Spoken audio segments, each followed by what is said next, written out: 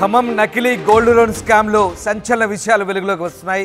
Gold loan scam పై RTV వరుస కథనాలు ప్రచురిస్తోంది. ఆర్టీవీ చేతికి gold loan racket mafia list చిక్కింది. షేక్ రహీం పాషా, భుక్యా, మల్సూర్, భానోత్ శంకర్ సహా పలువురు దాదాపు 100 కోట్ల వరకు రుణాలు పొందినట్లుగా వెలుగులోకి వచ్చింది. ఇప్పటివరకు 26 మందిపై కేసు నమోదైంది. పథకం ప్రకారమే నకిలీ ఆభరణాలు తయారు చేసి బ్యాంకుల్లో తనఖా పెట్టినట్టుగా తెలుస్తోంది. ఈజీ మనీ కోసం ముఠాలుగా ఏర్పడి బ్యాంకుల్లో రుణాలు తీసుకున్నారు. పలు బ్యాంకుల్లో అప్రైజర్ల హస్తం ఉన్నట్లు కూడా అనుమానాలు వ్యక్తమవుతున్నాయి.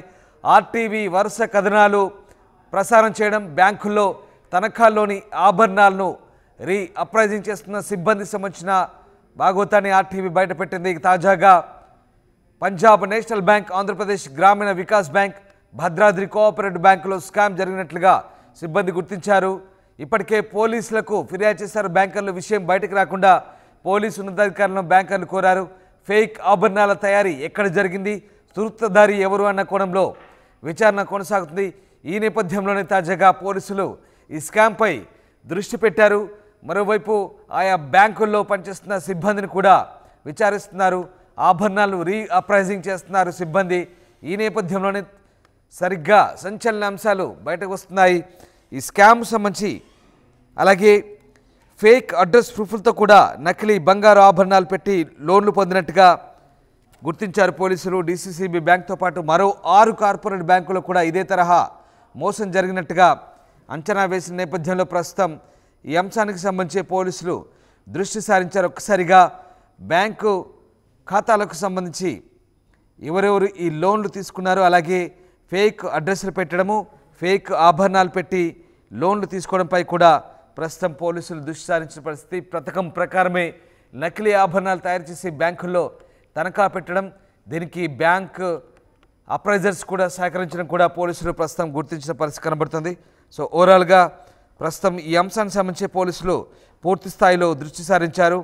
దీంతో ప్రధానంగా ఆర్టీవీ వరుస కథనాలు ప్రసారం చేయడంతో ఈ అంశంపై తీగలాగితే డొంక కదిలినట్టుగా ఉంది పరిస్థితి.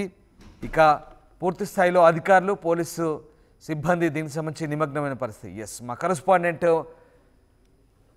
ఉదయ్ జైన్ అయ్యారు. ఉదయ్, ఖమ్మంలో బ్యాంకు బంగారు ఆభరణాలు, నకిలీ ఆభరణాలు తనఖా పెట్టి లోన్లు తీసుకోవడం, అలాగే నకిలీ అడ్రస్ ప్రూఫ్లు, ఫేక్ అడ్రస్ ప్రూఫ్లతో ఈ లోన్లు పొందడం, దాదాపు 100 కోట్ల వరకు కూడా ఈ స్కామ్ జరిగింది. దీనంతటి కూడా ఆర్టీవీ వరుస కథనాలు ప్రసారం చేస్తుంది. ఈ నేపథ్యంలో పోలీసులు ఎలా తీసుకుంటున్నారు ఈ అంశాన్ని, ముఖ్యంగా ఆర్టీవీ కథనాలతో ఎలాంటి కదలిక వచ్చింది? ఖమ్మం జిల్లా కేంద్రంగా ఫేక్ గోల్డ్ తో గోల్డ్ లోన్ తీసుకున్నటువంటి పలువురు వ్యక్తులపై ఇప్పటికే పోలీసులు కేసు నమోదు చేశారు. మొత్తం 26 మందిపై కేసు నమోదు చేసినట్లు మనకైతే సమాచారం అందుతుంది. ఒకవైపు ఖమ్మం జిల్లాకు సంబంధించినటువంటి ఈ పోలీసులంతా కూడా ఈ ఎవరెవరైతే ఈ ఫేక్ గోల్డ్ తో గోల్డ్ లోన్ పొందారో వాళ్ళందరిపై కూడా నిఘా ఉంచారు. మరోవైపు బ్యాంక్ అప్రైజర్లపై కూడా ప్రధానంగా బ్యాంకు యాజమాన్యాలు, కొన్ని బ్యాంక్ యాజమాన్యాలు స్పెసిఫిక్ గా అనుమానాలు వ్యక్తం చేసడంతో ఆ బ్యాంక్ అప్రైజర్లపై కూడా ఇప్పటికే కేసు అయితే నమోదైందని చెప్పుకోవాలి. నకిలీ ఆభరణాల తాకడతో బంగారంపై కోట్ల రూపాయల రుణాలు పొందడమే లక్ష్యంగా కొంతమంది ముఠాగా ఏర్పడినటువంటి వ్యక్తులు పక్కా పథకం ప్రకారం ఎటువంటి అనుమానం రాకుండా చాలా బంగారం తయారు చేసే నిపుణులతోటి ఒక కడియాన్ని చాలా పకడ్బందీగా ఎక్కడా కూడా యాసిడ్ టెస్ట్ లో కానీ, క్వాలిటీ టెస్ట్ లో కానీ, ఆ వెయిట్ టెస్ట్ లో కానీ ఎక్కడా కూడా అది నకిలీ బంగారు ఆభరణం అని తెలియకుండా, చిక్కకుండా అప్రైజర్లకు మాత్రం ఏ మాత్రం అనుమానం రాకుండా చాలా పకడ్బందీగా ఒక కడియాన్ని తయారు చేసి దాన్ని ఆలోచనలో భాగంగా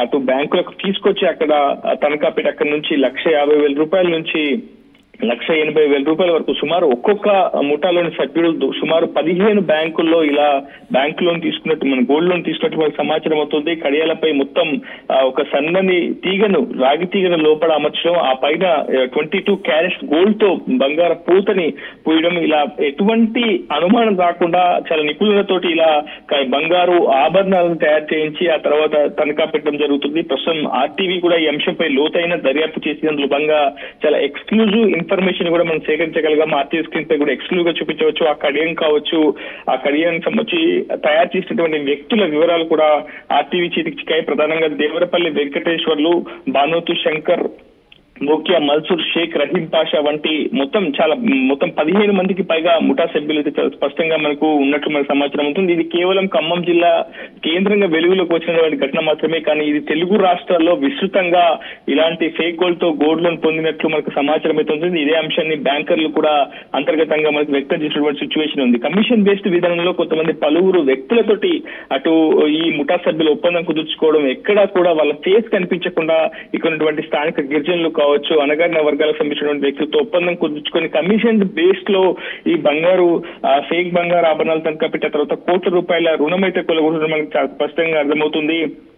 పలు బ్యాంకుల్లో అప్రైజర్ల హస్తం ఉన్నట్లు కూడా ఇప్పటికే అనుమానం వ్యక్తులతో వారిని కూడా అటు పోలీసులు అయితే విచారణ చేస్తున్నారు. తాజాగా నిన్న మొన్నటి వరకు కేవలం ఖమ్మం జిల్లా కేంద్రంగా DCCB బ్యాంకులోని పలు బ్రాంచుల్లోనే ఇటువంటి మోసం కేటుగాలు చేసి ఉన్నారని చెప్పి చాలా పెద్ద ఎత్తున ప్రశ్న జరిగింది. కానీ తాజాగా RTV వరుస కథనాలు ప్రచారం చేసిన తర్వాత ఒక్కసారిగా బ్యాంకర్లందరూ కూడా అప్రమత్తమయ్యారు. వాళ్ళ పరిధిలో ఉన్నటువంటి బ్యాంకు బ్రాంచుల్లో లాకర్ లో ఉన్నటువంటి బంగారాన్ని ఒక్కసారిగా ర్యాండమ్ గా రీఅప్రైజింగ్ చేసే ప్రయత్నం బ్యాంకర్లు చేసినప్పుడు DCCB బ్యాంక్ మాత్రమే కాదు, కొన్ని కార్పొరేట్ బ్యాంకులు కూడా ఇలాంటి బాగోతాలు చోటు చేసుకున్నాయి. సో ఓవరాల్గా అంటే బ్యాంకు సిబ్బంది హస్తమేమైనా ఉండవచ్చా? ఇలాంటి ముఠాలు వరుసగా అన్ని బ్యాంకుల్లో దీన్ని ఆసరగా ఇలాంటి అంశాలను చేసుకొని ఇలాంటి మోసాలు చేయడం పట్ల మరి పోలీసులు ఏం చెప్తున్నారు?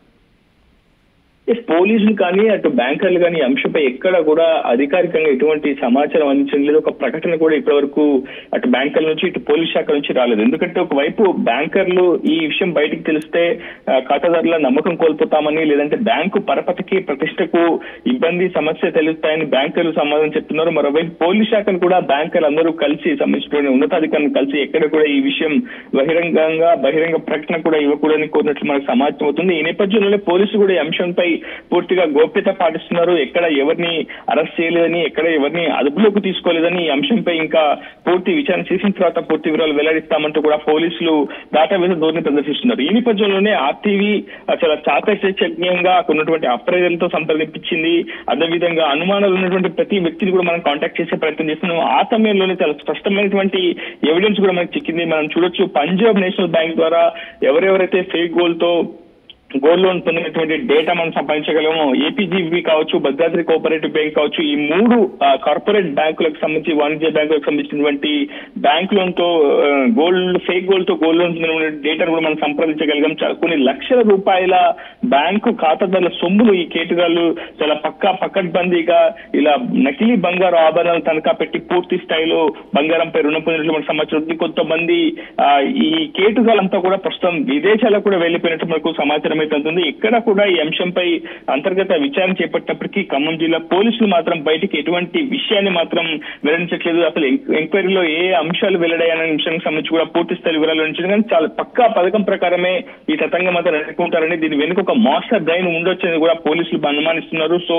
ఆభరణాల తయారీ ఎక్కడ జరిగింది, అసలు దీని వెనుక ఉన్నటువంటి మాస్టర్ బ్రెయిన్ ఎవరున్న కోణంలో కూడా పోలీసులు విస్తృతంగా అయితే విచారణ అయితే జరుపుతున్నారు. మరోవైపు ఇది రాష్ట్ర వ్యాప్తంగా ఈ కుంభకోణం జరిగి ఉండొచ్చు అన్న భావనలో కూడా ఇప్పటికే బ్యాంకర్లు ఉన్నారు. ఒకవైపు ఆయా బ్యాంకు ఉన్నతాధికారులు కూడా ఈ ఘటనపై, ఈ మోసంపై సమాచారం ఇచ్చిన నేపథ్యంలో ఎమ్మటే పూర్తి స్థాయిలో బ్యాంకర్లందరూ కూడా అప్రమత్తమయ్యారని చెప్పాలి. ప్రతి నెల కూడా ఈ నకిలీ బంగారు ఆభరణాల విషయంలో ఖచ్చితంగా అప్రమత్తంగా ఉండాలి, ర్యాండమ్ చెకింగ్ చేసుకుంటూ ఉండాలని కూడా ఇప్పటికే బ్యాంకర్లు భావించాయి. ఎక్కడ కూడా ఈ యాసిడ్ టెస్ట్ లో కానీ, క్వాలిటీ టెస్ట్ లో కానీ ఈ నకిలీ బంగారు ఆభరణాలను గుర్తించడం సాధ్యం కాకపోవడంతో ఖచ్చితంగా మరింత లోతుగా ఈ అంశంపై పూర్తి స్థాయిలో విశ్లేషణ చేయాలని కూడా బ్యాంకర్లు భావిస్తున్నారు.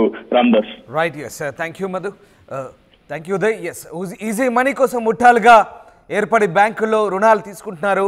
వాళ్ళ బ్యాంకుల్లో నకిలీ ఆభరణాలు పెట్టి అప్రైజర్ల హస్తం ఉన్నట్లుగా అనుమానాలు వ్యక్తమవుతున్నాయి. దీంతో RTV వరుస కథనాలు ప్రసారం చేస్తుంది. బ్యాంకుల తనఖాల్లోని ఆభరణాలను ఇప్పుడు సిబ్బంది రీఅప్రైజింగ్ చేస్తున్నారు. తాజాగా పంజాబ్ నేషనల్ బ్యాంక్, ఆంధ్రప్రదేశ్ గ్రామీణ వికాస్ బ్యాంక్, భద్రాద్రి కోఆపరేటివ్ బ్యాంకులో స్కామ్ జరిగినట్టుగా సిబ్బంది గుర్తించింది. ఇప్పటికే పోలీసులకు ఫిర్యాదు చేశారు బ్యాంకర్లు. విషయం బయటకు రాకుండా పోలీసు ఉన్నతాధికారులను కోరారు బ్యాంకర్లు. ఫేక్ ఆభరణాల తయారీ ఎక్కడ జరిగింది, సూత్రధారి ఎవరు అన్న కోణంలో కూడా విచారణ సాగుతుంది. అయితే మొత్తం వ్యవహారంలో సహకరించిన సిబ్బంది కూడా ఎవరైనా ఉన్నారా, లోన్లు ఇచ్చిన ఉద్యోగుల పాత్ర ఎంత ఉందనే విషయంపై కూడా ఉన్నతాధికారులు విచారిస్తున్నారు.